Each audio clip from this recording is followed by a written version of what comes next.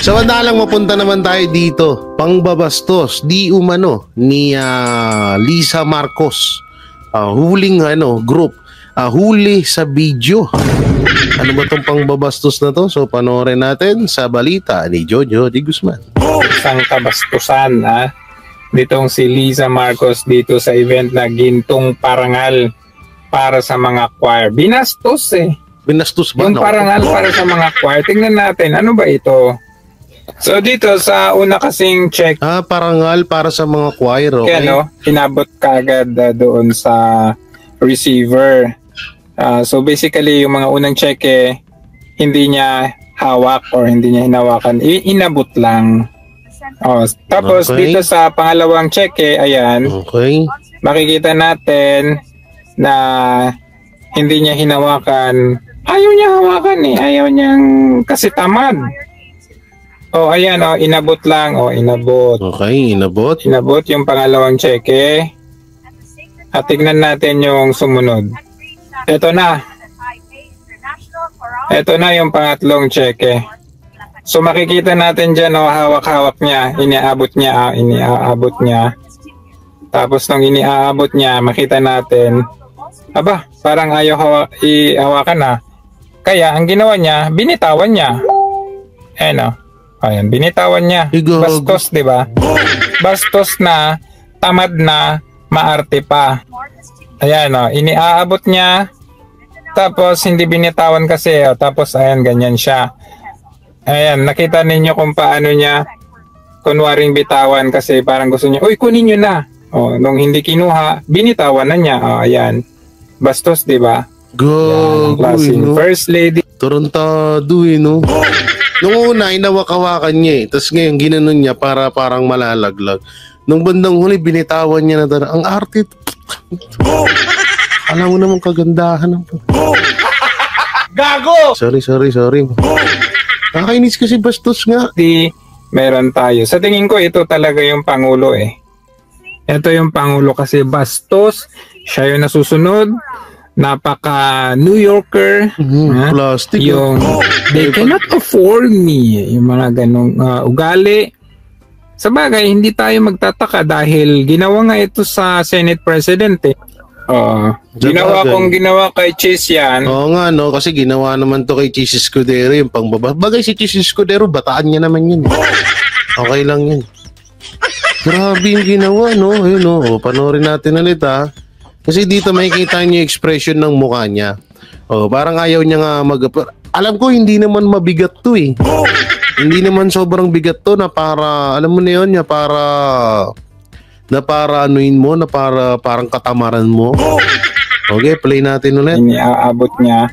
Yan Tapos nung iniaabot niya, makita natin, aba, parang ayaw ihawakan Yun, kung ngari, ano niya, binaba niya ng konti para kung ngari mabibitawan niya ihawakan. Ayan binababaan niya.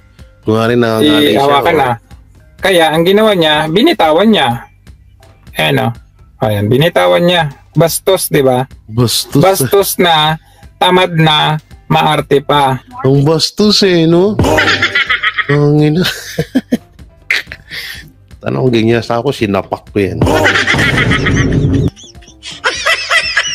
Kagaang-gaang lang nun Hindi naman kagaang-gaang lang nun, di man lang. Ay naku, iba talaga ugali ng mga yung mga pinanganak ng mga rich kid. Hindi mo maarok ang utak nila. Grabe. Yung mga tama nga si Jojo de Guzman. Excuse me. Mga tama yung sinabi ni Jojo de Guzman. Baka ito nga yung baka ito nga yung presidente. Kasi parang parang wala siyang pakialam Parang wala siyang pakialam kung anong sasabihin sa kanya ng ibang tao. Pero yung daming mga kabataan nakaharap sa'yo, tapos ganun yung attitude mo. Lupit. Samantalang mapunta tayo dito sa isang, eto na-expose na, good news, tumestigo, Gloria Arroyo, binasag si BBM Nisa Tamba, nilampaso ni BP Sara. Panoorin natin.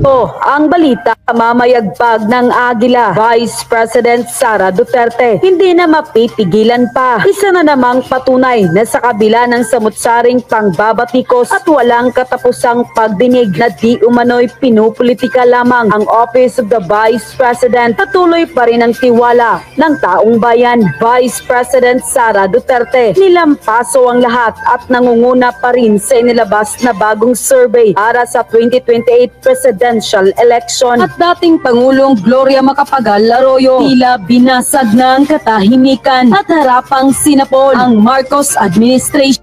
Pero bago ang lahat, Wait lang ha, kasi nung nakaraan, isa to si Gloria Macapagal-Arroyo sa mga pumalakpak sa speech ni future Prime Minister Martin Romualdez. Ano? Oo, ni future President Martin Romualdez. So isa to sa mga pumalakpak. So medyo napaplastikan ako dun.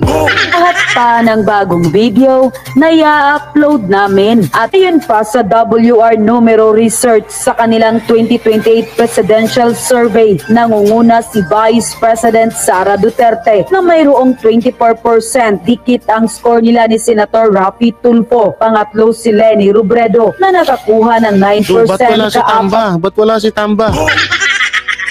Oh.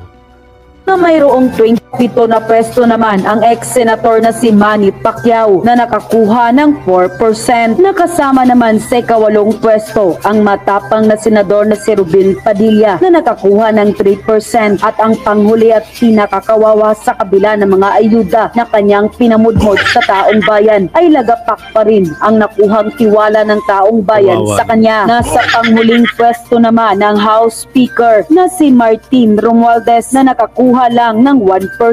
Matapos nasa panghuling pwesto, ang nasabing speaker ay mas lalong tila pinagtawanan nito ng marami sa ating mga kababayan. Alam nyo, kahit anong gawin niya ni Martin Romualdez, hindi mananalo yan, no?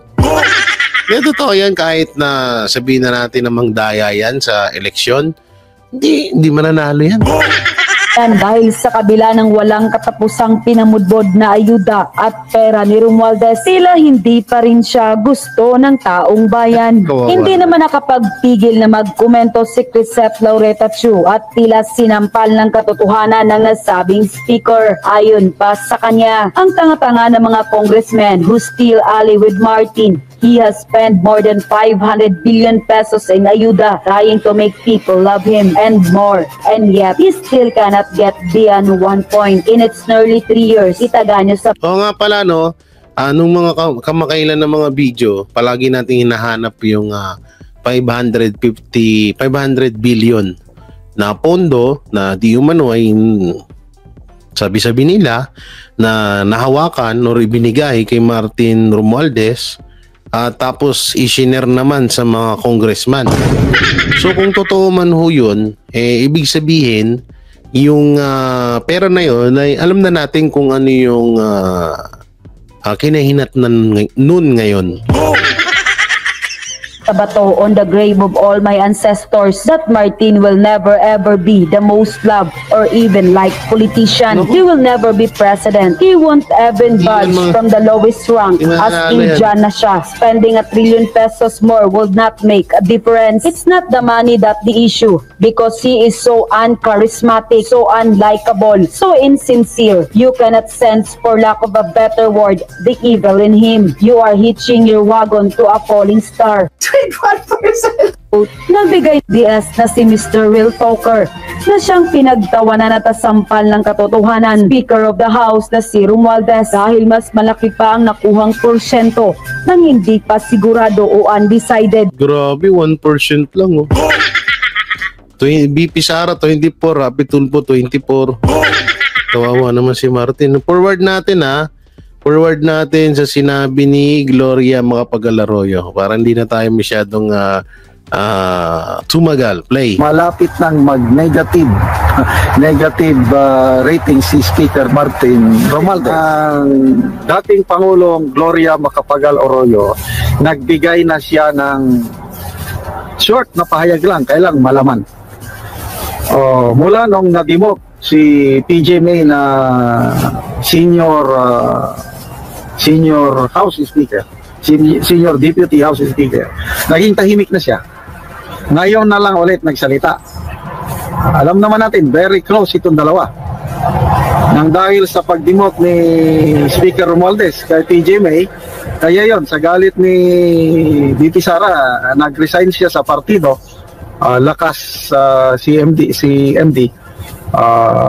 At the same time, yun naipanganak yung tambaluslos na bansag. Okay. Ito ang statement ng dating Pangulo. I understand the Vice President did not give a reason for resigning from the cabinet. Thus, I am not in a position to give a statement. At least, nagsalita. Okay lang.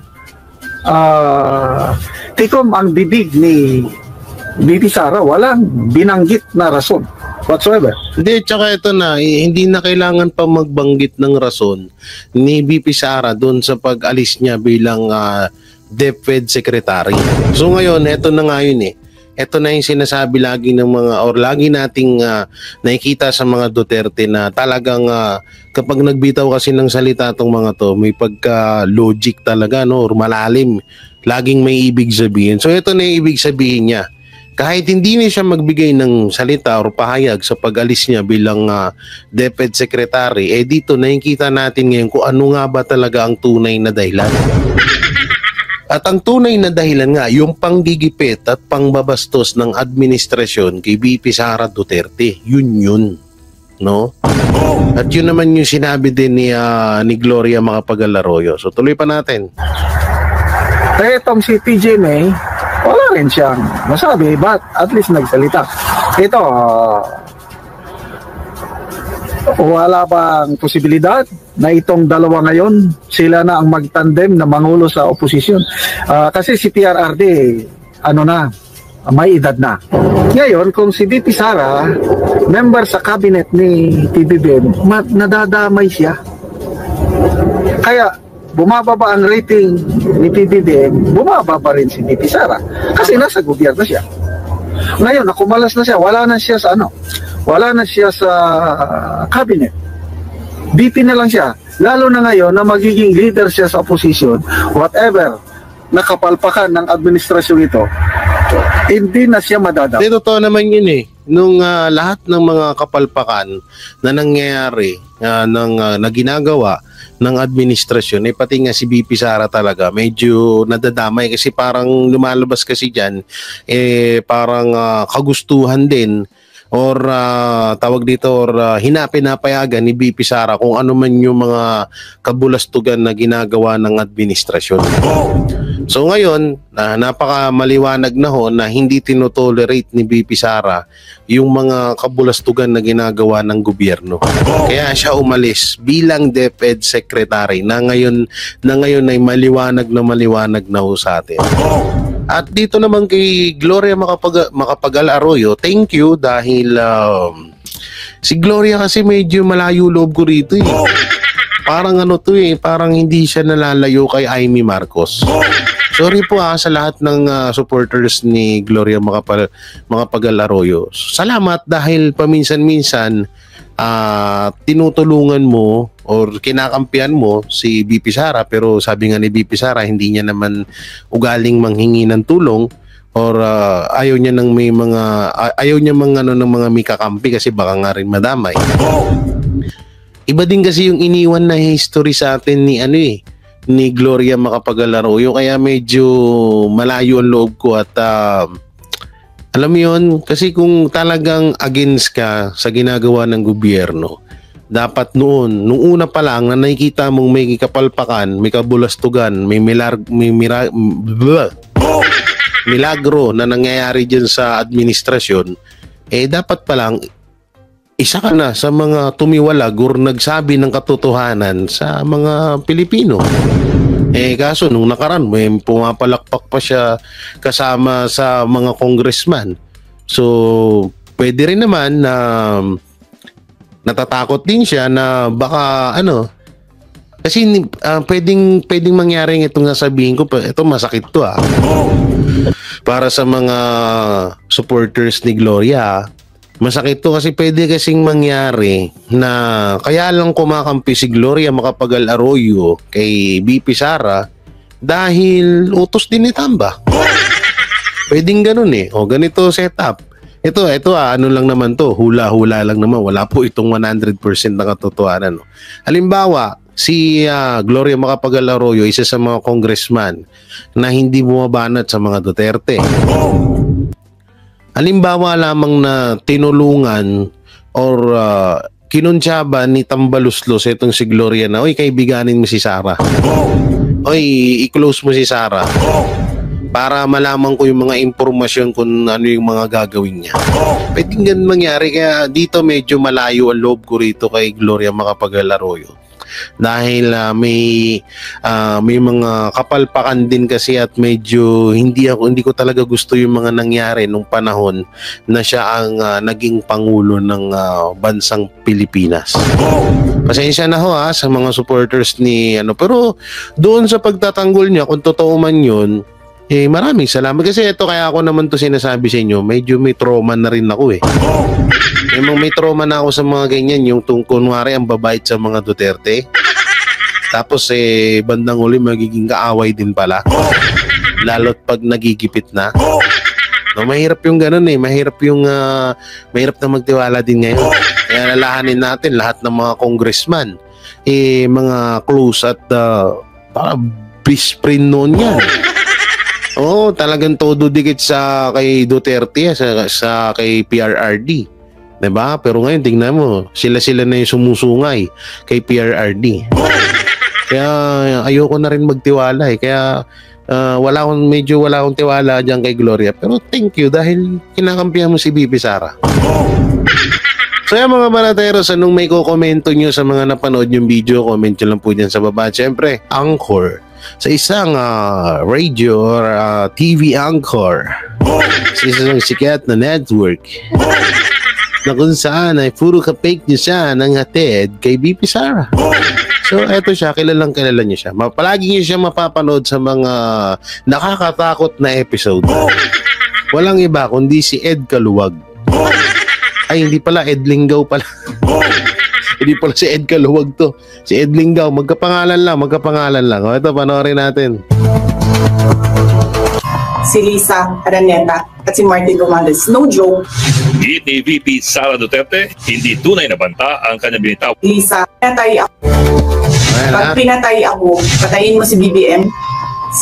Linaw. Naglagay pa kayo ng translator or anong tawag dito sa lumalabas ng mga letra?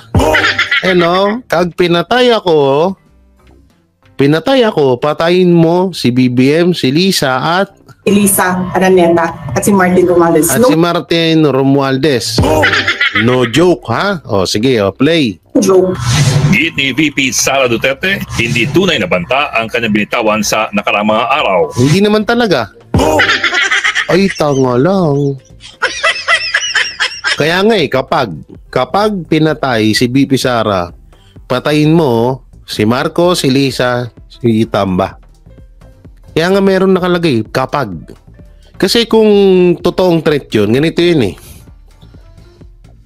Patayin mo si Marcos Jr., si Lisa. Yun na yung threat. Yun talaga, sure bull yun. Walang walang talagang direct to the point. Tsaka attorney yan, hindi yan nilalagay niya sa alanganin yung niya, No man Ed Lingaw. Ang utos daw niya ay isang conditional act of revenge. Ang utos daw niya, o paghihiganti lamang. Taken out of context daw ang lahat ng kanyang sinabi. Na sa isang banda ay totoo naman. Ang sabi kasi ng bise, nag-utos siya na patayin ang Pangulo, First Lady at Speaker kung sakali lamang na may pumatay sa kanya. Pero tignan po natin kung ano ang sinasabi ng batas sa mga kasong grave threats at sedition. Bakit grave threats and sedition? Dahil ayon sa DOJ, ito ang mga kasong ayon daw to sa DOJ, ha? Okay, sa DOJ siya kumuha ng pinaka-explanation niya. Aling kaharapin ng Vice President kung sakali lamang sa Section 139 ng Revised Penal Code. Ito po ang sedisyon, ang paggamit ng puwersa o pananakot para pigilan ang pagpapatupad ng batas o eleksyon o ang trabaho ng mga LGU. Pero ito pa, kasama sa definisyon ng sedisyon ang inflicting any act of hate or revenge on a public officer or employee. Kaya kahit po ito ay paghihiganti lamang, maring pasok po sa sedisyon. Ang parusa po yan hanggang 12 years na pagkakabilanggo at 2 milyong pisong penalty. Sa Article 142 naman, ang inciting to sedition. Ito po ang pag-uudyok sa ibang tao na gumawa ng sedisyon. Wait lang ha, paano paghihiganti doon? Paano paghihiganti doon? Kasi unang-una, sana bago kayo maglabas ng mga ganitong konsepto or opinion mapatungkol sa mga nangyayaring issue, kung nangyari na sana. Ano, kaso ang ano kasi dito, ang pangit kasi dito sa mga ganitong explanation, bakit ayaw nyong gawan ng explanation yung sinabi ni BP Sara na kapag pinapatay siya ni Marcos or kapag pinapatay siya? Ano yun? Hindi nyo kayang i-explain yun yung sinabi ni BP Sara? Bagay, bias pala kayo. Sorry. Kalimutan ko. Bias nga pala to. Kung natin panoorin to. Oo. Wala sa isip ko. May pagka-bias. May pagka-bias nga pala to. No, wala sa isip ko yun. Nakakalimutan ko lagi. Na ganyan nga pala yung mga yan. Samantalang, mapunta na tayo dito